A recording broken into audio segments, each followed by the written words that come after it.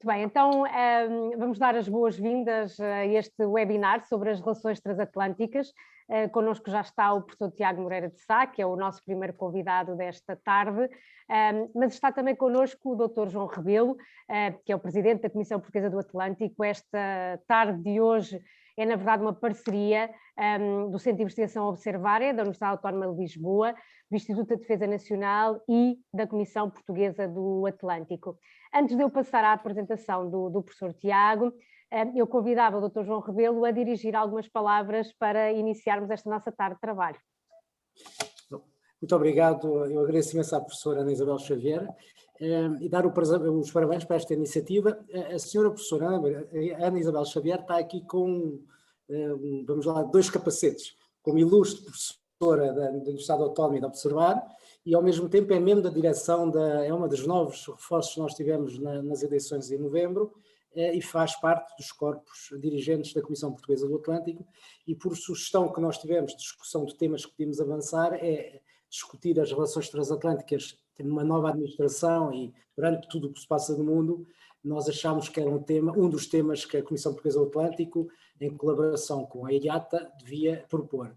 A professora Ana Isabel Xavier sugeriu então esta parceria com a Universidade Autónoma de Lisboa, e a Observar, que se junta também o IDN, que é um dos nossos novos parceiros também, o nosso recente aniversário, para quem não sabe e que está aqui a seguir-nos, a Comissão Portuguesa do Atlântico fez 60 anos o ano passado, é uma organização que já com uma idade de respeito e tem muitas colaborações com as universidades, mas também com o IDN, que se junta também a esta parceria vasta de discutir as temáticas ligadas aos assuntos transatlânticos. Portanto, agradecer obviamente ao professor Tiago Moreira de Sá, foi meu colega na direção anterior da Comissão Portuguesa do Atlântico e que muito trabalho e dedicação fez para os valores transatlânticos ser exatamente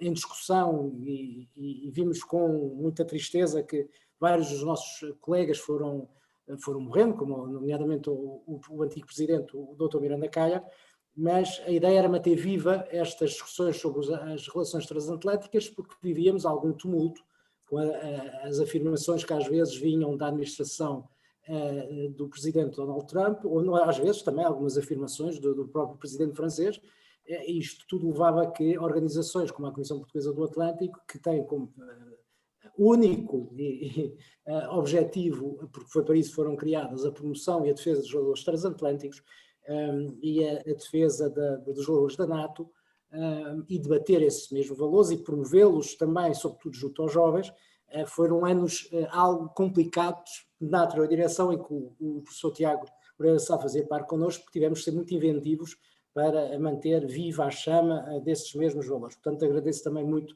que esteja aqui, é com muito prazer que eu o vejo. E também ao professor Steven Bishop, que vai se juntar mais tarde connosco para discutir este tema, não podia escolher uma pessoa mais interessante do Egmont Institute. Não digo mais nada, o tema por si, relações transatlânticas, podia dar para 27 horas consecutivas e fazemos, como fazem alguns senadores nos Estados Unidos, quando querem que a lei não passe, fazem o filibuster, mas este tema é tão longo que daria de facto para muita conversa, mas os nossos oradores são mais do que conhecidos e reconhecidos a qualidade também do que desses assuntos. Portanto, muito obrigado a todos. Belíssima parceria mais uma vez com a Universidade Autónoma de Lisboa, que eu agradeço imenso. Já não é a primeira e não será a última, com certeza. Agradeço imenso à professora Ana Isabel Xavier ter organizado este evento no espaço de curto tempo. Lancei do desafio e foi numa rapidez e de uma competência, como obviamente não podia deixar de ser. E bom trabalho a todos agora. Muito obrigado a todos. Muito obrigada, Dr. João Rebelo, pelas tuas palavras tão generosas, manifestamente exageradas. Para mim é efetivamente um gosto muito grande fazer parte dos órgãos da Comissão Portuguesa do Atlântico e também, como professora, poder partilhar um pouco com os nossos alunos aquilo que a Comissão Portuguesa do Atlântico faz e que também lhes pode oferecer enquanto alunos e enquanto portugueses, portanto, enquanto partes de um Estado aliado da NATO. E é uma matéria que nós tratamos tantas vezes e que falamos tantas vezes, que efetivamente para nós é um prazer muito grande também que esta parceria passe também pela Universidade Autónoma. Aproveito para endereçar um cumprimento virtual ao professor Dr. Luís Tomé, que também está connosco virtualmente, que é o diretor do Departamento de Relações Nacionais e o diretor do Observare, e o seu Coronel Marinheiro, aqui em nome também do Instituto de Defesa Nacional, que também está a acompanhar os trabalhos. E, sem mais delongas, vamos ao nosso debate com o professor Tiago Moreira de Sá. O professor Tiago Moreira de Sá, como já tiveram a oportunidade de perceber, é um querido amigo. Na verdade, nós somos já colegas, fomos colegas antes de mais na Universidade Nova de Lisboa, foi aí que nos conhecemos, e depois fomos sendo colegas de um programa que se chamava Olhar o Mundo, na RTP, que acabou por se estender até ao final do verão do ano passado, mas o professor Tiago Moreira de Sá é sobretudo conhecido pela sua expertise nos assuntos dos Estados Unidos, já tem vários livros publicados. O professor Tiago é professor associado na Faculdade de Ciências Sociais e Humanas da Universidade Nova de Lisboa, é investigador integrado do IPRI, o Instituto Português de Relações Internacionais, é coordenador do doutoramento de Relações Nacionais do Departamento de Estudos Políticos, é membro da Comissão Executiva do Departamento de Estudos Políticos. O seu currículo é bastante vasto, mas salientar efetivamente que o professor Tiago Moreira de Sá, para além de ser um comentador bastante regular na televisão sobre os assuntos relacionados com os Estados Unidos da América e com a própria relação transatlântica, dos seus livros mais recentes conta-se um livro chamado Donald Trump, O Método no Caos, um livro que foi publicado com outra autora, a Diana Soler. Eu sei que está na calha um livro mais orientado para a administração Biden, que me parece que não terá caos no meio, mas não vou ser eu a desvendar. O que eu posso desde logo desvendar é que o professor Tiago Moreira de Sá vai estar connosco para nos falar um bocadinho daquilo que é expectável com a administração de Biden, como ele próprio publicava hoje nas redes sociais, como evitar que o longo ciclo de convergência Estados Unidos e Europa dê lugar a um novo ciclo, ao longo ciclo de deriva, e como a administração Biden pode ser a única grande oportunidade para as relações transatlânticas. E é exatamente isso que nós queremos ouvir. Até que ponto, professor Tiago Moreira de Sá, é que esta administração de Joe Biden pode ser efetivamente a última oportunidade para relançar, que é uma palavra que nós gostamos muito de utilizar, mas para efetivamente relançar as relações transatlânticas. E mais uma vez, professor Tiago, muito obrigada por ter aceito este nosso convite. Muito obrigado, Ana. Boa tarde a todos. Agradeço à Universidade Autónoma, ao Observare, à IATA, à Comissão Portuguesa do Atlântico e ao IDN o convite para fazer esta conferência. Agradeço de forma muito especial à Ana Isabel Xavier, como disse, amiga de longas e variadas lutas, desde Olhar o Mundo até aqui a Universidade Nova e várias outras. Cumprimento naturalmente todos os presentes, em particular a Ana, o João Rebelo e o Luís Tomé. E eu vou tentar não demorar 27 horas, mas de facto dava para 27 horas e para muito mais este tema. E vou tentar fazer isto. Eu queria dizer uma coisa antes de começar, que é: todas as opiniões que eu disser apenas me vinculam a mim. Quem sabe que eu tenho outras atividades que eu tenho para além da academia percebe porque é que eu digo isto. Todas as opiniões são estritamente académicas e apenas são como professor da Universidade Nova e apenas me vinculam a mim. Queria dizer isto no início. Bom, o que eu pus hoje nas redes sociais é um bocadinho aquilo que eu quero falar convosco hoje, e que parte de um modelo de análise que eu adotei, que é um modelo do Mike Smith, não é meu, um modelo do Mike Smith, que vocês podem ler em vários livros dele. Por exemplo, há um texto no livro do US Foreign Policy, que saiu, tenho até aqui, se quiserem ver. Tem aqui algures, tem aqui o livro, um livro do Michael Cox e do Douglas Stokes, tem um resumo, ainda não se consegue ver, mas é um livro da Oxford University Press, tem um capítulo do Mike Smith precisamente com este modelo analítico, depois ele desenvolve em vários textos dele, em vários artigos, e que define um modelo de relação dos Estados Unidos da América, a União Europeia, em torno de 3 conceitos. O conceito da convergência, e a convergência consiste numa forte relação transatlântica, de uma forte relação entre os Estados Unidos da América e a Europa, sobretudo a Europa naquilo que é hoje a União Europeia. Depois o modelo de divergência, caracterizado por crescentes tensões e interesses contraditórios entre os dois lados do Atlântico, e um terceiro conceito, o conceito de deriva, que caracteriza-se por uma crescente indiferença entre os Estados Unidos da América e a União Europeia. O modelo anda em torno destes três conceitos: o conceito de convergência, o conceito de divergência e o conceito de deriva. O argumento que eu vou usar nesta primeira parte, e depois fundamentarei, é o seguinte, é que tem várias partes, mas anda sempre em torno deste modelo. Primeiro, que a convergência é o conceito dominante na relação transatlântica desde a Segunda Guerra Mundial até ao fim da Guerra Fria. Foi o modelo dominante desde o fim da Segunda Guerra Mundial até ao fim da Guerra Fria, com vários aspectos muito concretos, desde a criação da NATO até o apoio consistente dos Estados Unidos da América à integração europeia, e na criação, de forma mais vasta, aquilo que se convencionou chamar, e bem, de comunidade atlântica. Algo que era mais do que uma aliança. Era uma verdadeira comunidade, uma comunidade que depois se transformou numa comunidade de democracias, baseada naturalmente em interesses comuns, como todas as alianças, mas também em valores comuns, e isso, em larga medida, explica a duração da NATO. Aliás, o Henry Kissinger, na diplomacia, tem justamente uma parte a explicar porque é que as alianças, neste caso é uma comunidade assente, quer em interesses, quer em valores, têm muito mais possibilidade de durar do que aquelas que apenas se baseiam em interesses. Por isso, a convergência foi dominante desde o fim da Segunda Guerra Mundial até ao fim da Guerra Fria, e teve várias concretizações, como aquelas que eu referi. Terceiro, no pós-Guerra Fria, nós temos crescentes elementos de divergência e ou deriva na relação transatlântica por fatores sistémicos. Desde o fim da Guerra Fria ao fim da URSS e ao fim do comunismo, portanto, o desaparecimento da ameaça da União Soviética e da ameaça do comunismo. Mais recentemente, a ascensão da Ásia e da China, em particular da China.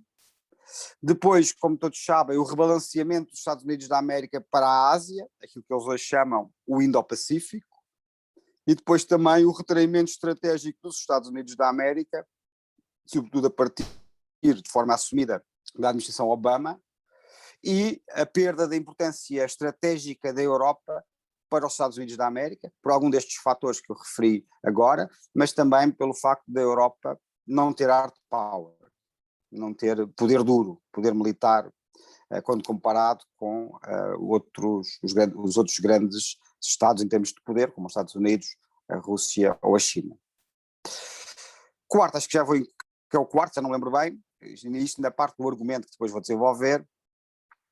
Portanto, o pós-Guerra Fria, só recordando o anterior, no pós-Guerra Fria há crescentes elementos de divergência e ou deriva na relação transatlântica por fatores sistémicos. Quarto, a administração de Trump não foi uma exceção ou uma aberração, foi a representação de um modelo de divergência na relação Estados Unidos-Europa que tem forte apoio na opinião pública norte-americana e, como veremos nas conclusões, poderá voltar a seguir a administração Biden com ou sem Trump. É evidente que eu não estou a desvalorizar as características específicas do presidente Trump, não é isso. O que eu estou a dizer é que é mais do que isso. O que Trump representava é um modelo que existe nos Estados Unidos da América, não na elite política externa, é verdade, mas que existe nos Estados Unidos da América, que tem forte apoio na opinião pública e tem um conjunto de razões, estas razões sistémicas, que se tornaram ainda mais relevantes depois do fim da Guerra Fria. É por isso que eu acho que esta última parte do argumento principal, que a administração Biden é a última grande oportunidade para as relações transatlânticas, porque nós não sabemos o que é que virá a seguir. E a última grande oportunidade pode durar 4 anos, pode durar 8 anos, nós não sabemos, e também não sabemos o que é que virá a seguir.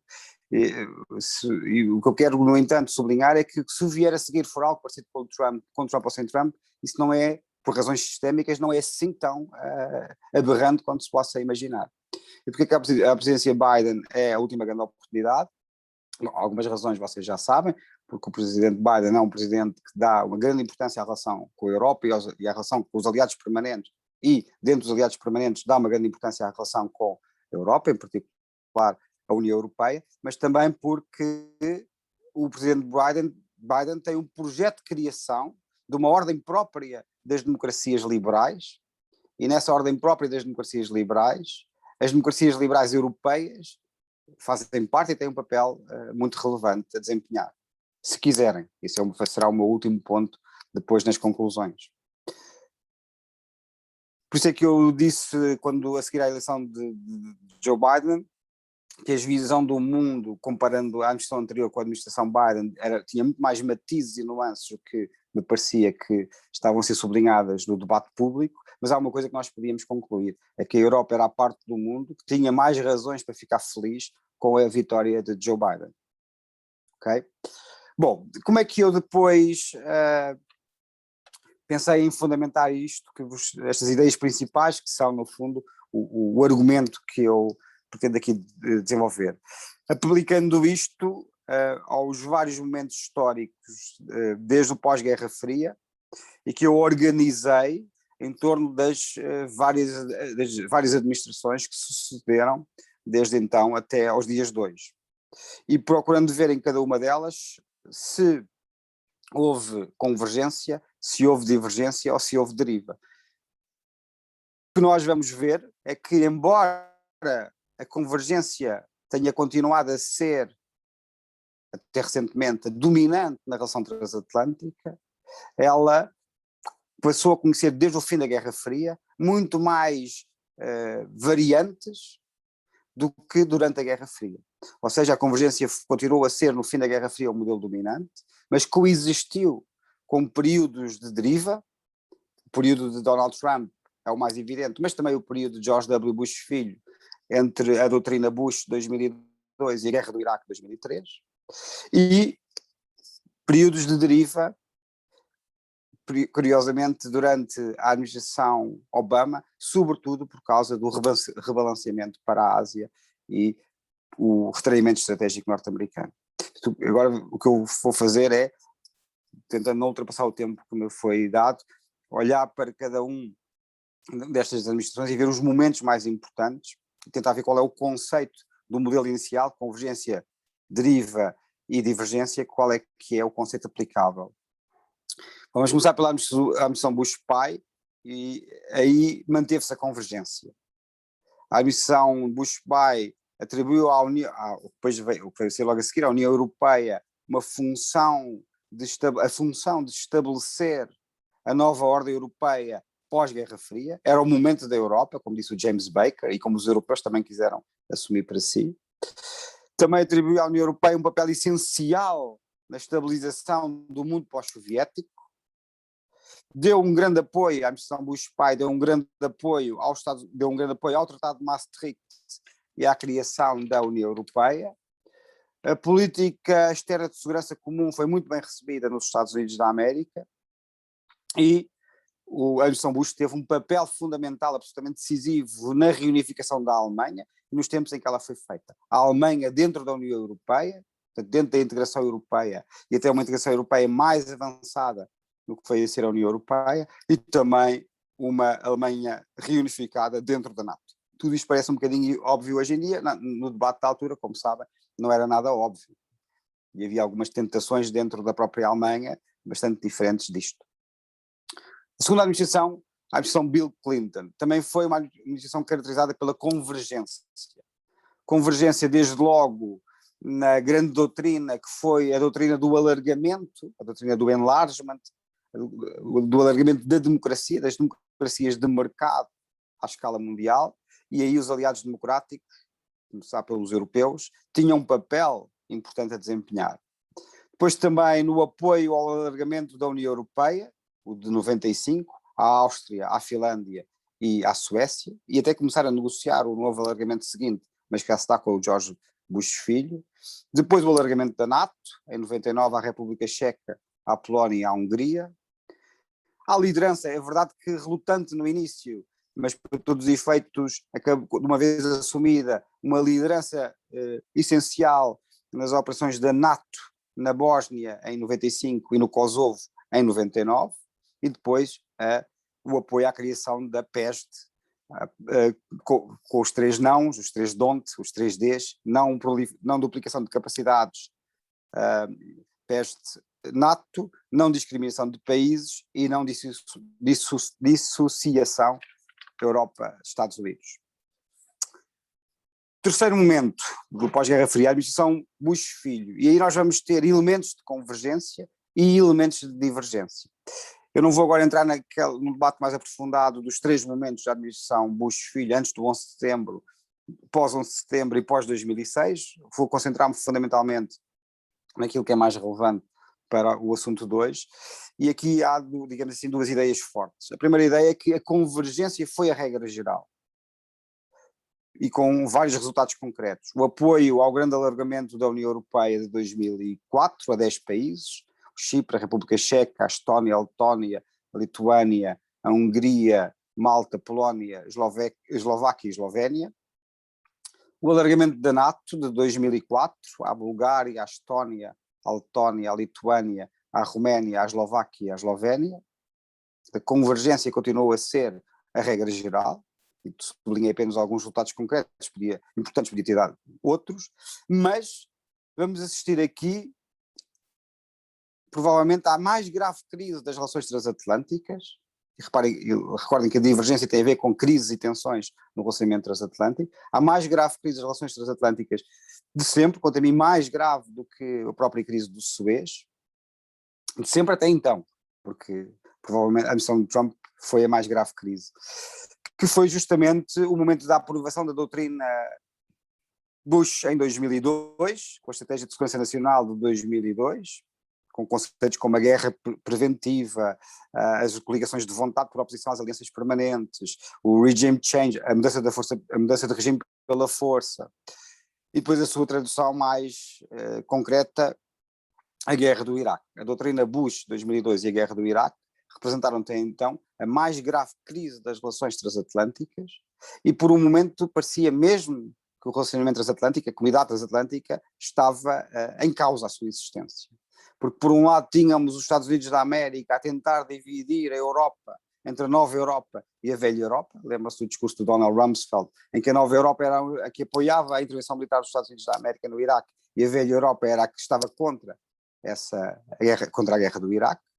E os europeus, ou pelo menos o eixo franco-alemão, melhor dizendo, o eixo franco-alemão, no fundo a pagar a mesma moeda, desculpem a expressão mais simples, tentando fazer da União Europeia uma aliança equilibradora ao poder dos Estados Unidos da América, à hegemonia norte-americana, que já não viam como benigna, precisamente por causa da doutrina Bush e da guerra do Iraque. Agora, não é possível haver uma comunidade, nem sequer uma aliança, quando os dois lados se definem por oposição ao outro e tendo mesmo o outro como principal adversário. Os Estados Unidos procurando dividir a Europa, nova Europa e velha Europa, e os europeus, não são os europeus, é o eixo franco-alemão, os europeus dividiram-se, como vocês sabem, e Portugal, por exemplo, não fez parte, não alinhou com o eixo franco-alemão, mas o eixo franco-alemão tenta fazer da União Europeia uma aliança equilibradora contra a hegemonia norte-americana, ou pelo menos contra a unipolaridade norte-americana.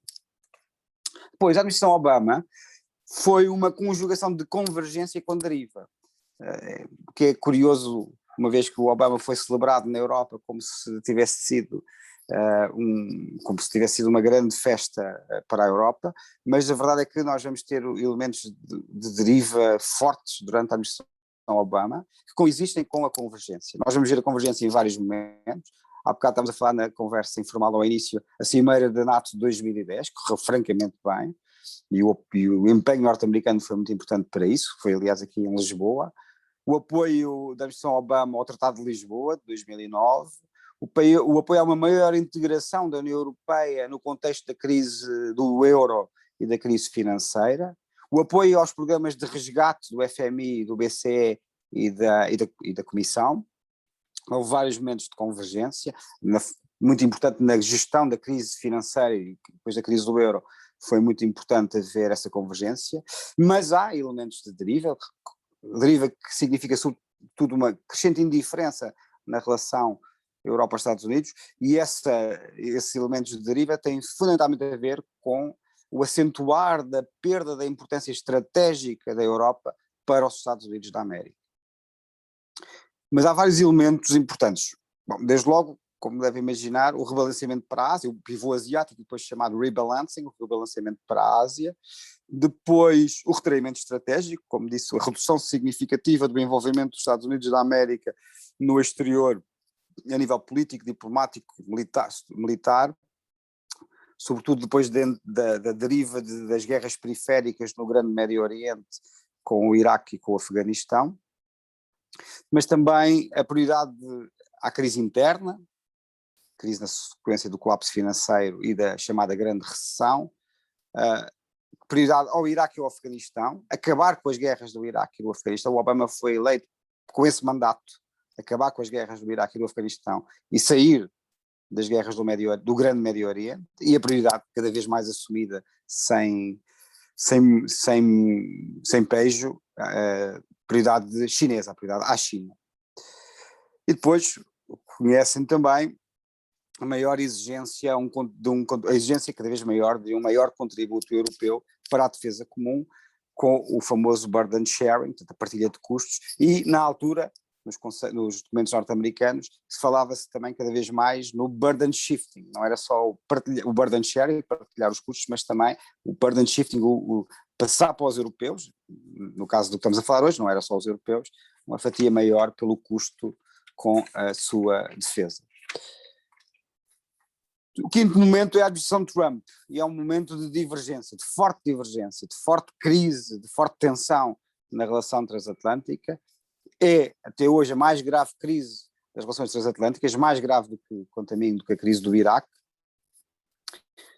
É o fim do conceito de comunidade atlântica. O Donald Trump não só era fortemente crítico das alianças permanentes, como pensava nas alianças não como, e neste caso da Aliança Atlântica, não como uma comunidade, e não uma comunidade porque há partilha de interesses e de valores, todos têm direitos independentemente do que pagam, não é uma mera contabilidade de quem é que paga o quê, há uma verdadeira comunidade em que todos têm direitos e deveres independentemente, mas quando mantêm os direitos independentemente daquilo que pagam, ou seja, todos têm o direito ao artigo 5º da NATO da defesa comum, independentemente de pagarem de gastarem 2 ou 3 ou 4% do seu PIB em defesa. O que o Donald Trump vem tornar, quanto muito, é a NATO numa aliança como todas as outras.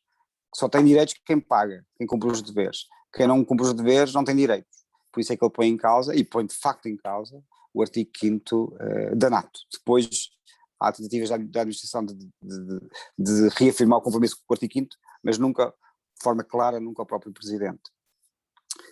Isto nós vemos justamente, este fim da Comunidade Atlântica, vemos justamente na desvalorização da NATO. Bem sei que depois no terreno a administração de Trump não vai reverter muitas das políticas assumidas pela sua antecessora, sobretudo na sequência da crise da Ucrânia, da guerra da Ucrânia e da invasão da Crimeia. Também bem sei que o Presidente não decide de forma completamente sozinho, mesmo em política externa, há toda uma burocracia de política externa e o poder militar.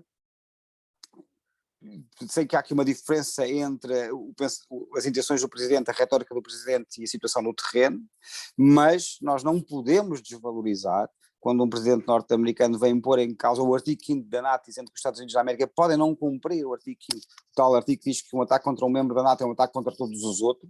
Não podemos desvalorizar quando ele faz isso, e também não podemos desvalorizar quando um Presidente norte-americano diz que os aliados permanentes são free riders, que querem andar à boleia da segurança fornecida pelos Estados Unidos da América e não pagar por ela. E também não podemos desvalorizar quando um Presidente norte-americano tenta dividir e enfraquecer a União Europeia, que vê como um grande adversário comercial, em particular a Alemanha, e não como um aliado geopolítico. E o que nós vamos ver é, durante o período do Trump, o apoio ao Brexit, o apoio ao Nigel Farage, a aproximação a alguns movimentos iliberais na Europa de Leste e, pelo menos, alguma tolerância de forças como a Frente Nacional em França ou algumas forças anti-europeias em Itália, na altura anti-europeias em Itália. É um momento de forte divergência, de forte crise fortes interesses contraditórios entre os Estados Unidos da América e a União Europeia. Finalmente, a administração Biden é, quanto a mim, veremos se confirma ou não, a última grande oportunidade da existência de uma forte convergência transatlântica e da possibilidade de avançar mais na institucionalização dessa convergência, justamente porque nós não sabemos o que é que se lhe vai seguir. E a questão de fundo tem a ver justamente com a questão de fundo para entender a administração Biden. E basta ler o que tem sido publicado e o que ele tem dito para compreender isto. Para o Biden começa, e desde o artigo de 2020, durante a campanha na Foreign Policy, isso é muito claro, o artigo começa por falar da existência de uma deriva populista, iliberal e autoritária. Diz que essa deriva é uma grande ameaça aos Estados Unidos da América, aos seus aliados democráticos, à democracia e à ordem internacional. Diz também que uma das componentes dessa ameaça, que ele até considera a principal, e aqui ele vai buscar um conceito ao célebre sociólogo político norte-americano Larry Diamond, que é a recessão democrática. O que é a recessão democrática? É a crise das democracias dentro dos países democráticos liberais, como os Estados Unidos, Portugal, quase todos os países, Espanha, Itália, França, praticamente todos os países do mundo, que vai desde os Estados Unidos da América até às fronteiras finais da União Europeia, até ao espaço da União Europeia, e de facto nós hoje estamos a assistir a um momento de profunda crise das democracias, em que as democracias estão no mínimo à defesa, para não dizer mesmo a recuarem, e dentro do próprio espaço das democracias liberais, tal como saído da Segunda Guerra Mundial. E depois há uma outra ameaça, que é uma ameaça do que o Joe Biden chama, não sou eu, é ele que chama, as potências autoritárias revisionistas, e elas estão identificadas nos textos, como estão agora na Estratégia Interina de Segurança Nacional e vários outros documentos, são a Rússia e a China, para a administração Biden. Tudo o que ele propõe, e agora é a minha... agora já sou eu a interpretar, na verdade até quem me chamou a primeira vez a atenção para isto foi o professor Carlos Gaspar, numa conversa que tivemos. Eu comecei a trabalhar a partir dessa conversa. O grande objetivo do Biden é a criação de uma ordem própria das democracias liberais, que parte da identificação desta grande ameaça comum, esta deriva populista e liberal e autoritária, da conclusão que não é possível regressar à ordem internacional anterior, isto é, à ordem internacional liberal pós-Guerra Fria. Ele diz mesmo na Estratégia Interina de Segurança Nacional, e vou citar, a ordem passada não pode simplesmente ser restaurada. E porquê? Porque essa ordem passada correspondia a uma distribuição de poder que hoje em dia já não existe, corresponde à unipolaridade. E hoje em dia já não existe unipolaridade. Portanto, é preciso repensar a ordem internacional. E a visão que me parece que fundamental para perceber a administração Biden é a ideia de que provavelmente o mundo vai ter que ser um mundo de coexistência de várias ordens, de pelo menos duas ordens. E desse ponto de vista assemelha-se da bipolaridade da Guerra Fria. Uma ordem liderada pelos Estados Unidos da América, que é a tal ordem democrática liberal, e uma ordem chinesa, que eles chamam uma ordem autoritária, que se chama a administração Biden. Depois, eventualmente, uma ordem russa, uma ordem indiana, isso não sabemos. Não sabemos se vai ser assim ou não vai ser assim. Neste momento sabemos que há crescentes elementos de bipolaridade. Elementos, não quer dizer que o sistema venha a ser bipolar, mas há crescentes elementos de bipolaridade no sistema internacional. Portanto, há uma forte hipótese de existência de duas ordens, a ordem americana democrática liberal e a ordem chinesa. E nesta ordem própria das democracias liberais, os aliados democráticos dos Estados Unidos da América têm um papel essencial na construção dessa ordem e depois na manutenção dessa ordem, a começar pelos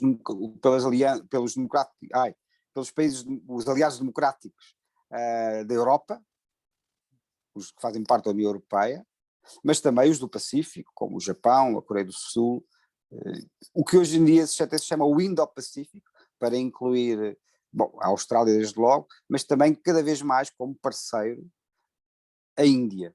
E essa é uma boa questão que depois podemos regressar depois mais para a frente. Mas daqui o que eu quero dizer neste momento que é mais relevante é que a União Europeia tem um papel fundamental, e isso é dito preto no branco nos documentos do Biden, tem um papel fundamental naquilo que eu chamo a ordem própria das democracias liberais. Isto faz com que os Estados Unidos da América retomem a visão de que as suas relações privilegiadas são relações com as outras democracias, enquanto o Trump considerava que as relações privilegiadas dos Estados Unidos da América eram relações com as potências com poder, com hard power, Rússia, China. O Biden retoma a ideia de que as relações privilegiadas dos Estados Unidos da América são com as democracias. Isso também significa um regresso à visão normativa da existência de uma legitimidade própria das democracias nas relações internacionais. E é por isso, por esta ideia da criação de uma ordem própria das democracias liberais, que eu acho que a administração Biden é a última grande oportunidade para as relações transatlânticas, para não só se regressar ao ciclo de convergência, mas para se entrar num ciclo de convergência reforçada e institucionalizar, a instituição é a tal ordem, e nas suas várias componentes, normas, instituições, preferências normativas, regras, leis, que ela tem que ter para poder funcionar. Finalmente, temos tempo para o debate, vou terminar para dar aqui pelo menos 40 minutos para o debate, as conclusões. Bom, primeira conclusão, a Europa foi e é sempre importante para os Estados Unidos da América pela pura geografia. Aliás, há duas áreas vitais para a segurança dos Estados Unidos da América, a Europa, que é onde acaba o grande Oceano Atlântico, quando se começa nos Estados Unidos da América, acaba o Atlântico e começa a Europa, começa em Portugal, e a Ásia, que é onde acaba, quando vindo dos Estados Unidos da América, acaba o Pacífico e começa a Ásia do Leste. Como os Estados Unidos da América tiveram desde muito cedo uma hegemonia no seu próprio continente, as duas áreas vitais, isso qualquer livro sobre a grande estratégia norte-americana fala disso, as duas áreas vitais para a segurança dos Estados Unidos da América são a Europa, o Atlântico, a Ásia e o Pacífico. Tivemos a existência de ao longo da história dos Estados Unidos, tivemos a existência de longos ciclos americanos da Europa e de longos ciclos americanos da Ásia. Tivemos um longo ciclo europeu desde a Segunda Guerra Mundial, quando o Franklin Delano Roosevelt afirmou a orientação à Europa primeiro, até ao fim da Guerra Fria.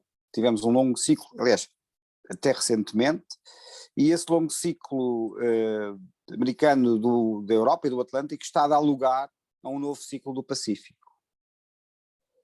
O ciclo europeu começou a chegar ao fim com o fim da Guerra Fria, pelas razões que eu vos disse, pressões sistémicas, e isto transcende muito, como eu estava a dizer há pouco, transcende muito, por exemplo, para dar um exemplo extremo, o Donald Trump. Há pressões sistémicas que fazem com que o ciclo europeu tenha começado a chegar ao fim, no fim da Guerra Fria, como o fim da União Soviética, o fim do comunismo, a perda de importância estratégica da Europa para os Estados Unidos da América. O fim do ciclo europeu dos Estados Unidos da América leva ao fim do ciclo de convergência nas relações transatlânticas, ou pelo menos diminui as pressões de convergência na relação transatlântica. Há crescentes elementos sistémicos de divergência e sobretudo de deriva, já aqui referi, a ascensão da Ásia e em particular da China, o rebalanceamento dos Estados Unidos da América para a Ásia, o que se chama hoje em dia o Indo-Pacífico, e o retreinamento estratégico. Donald Trump já acabei por dizer isto, foi uma lição, de alguma maneira, um despertar, se quiserem, e não foi uma aberração do ponto de vista sistémico, não foi uma aberração, e pode regressar pós-Biden, pode regressar justamente por estes elementos sistémicos que transcendem a vontade de um homem ou a ação de um homem, pode voltar com ou sem Trump.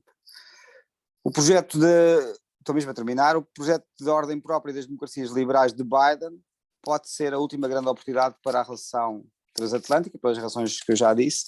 Resta saber o que é que a Europa vai fazer, porque isso ainda não é claro. A Europa vai ter que escolher, não é claro ainda o que é que pretende escolher, e quando nós começamos a ler os conceitos de autonomia estratégica da Europa, isso não fica muito claro, mas essas escolhas vão ser feitas, já estão aliás a ser em cima da mesa, com crescente pressão, e vão desde escolhas económicas, as escolhas tecnológicas, sobretudo ligadas às novas tecnologias, as escolhas de alinhamentos no refazer o quadro de alianças ao nível internacional, o papel que a Europa quer ter na estratégia do Indo-Pacífico e por aí fora.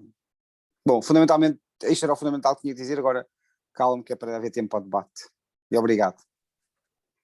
Muito obrigada, professor Tiago Moreira de Sá, também por ter cumprido o tempo, mais do que cumprido o tempo, e de nos ter feito uma perspectiva tão transversal e tão completa daquilo que, no fundo, estamos a falar também, que é a perspectiva desta administração Biden para a relação transatlântica.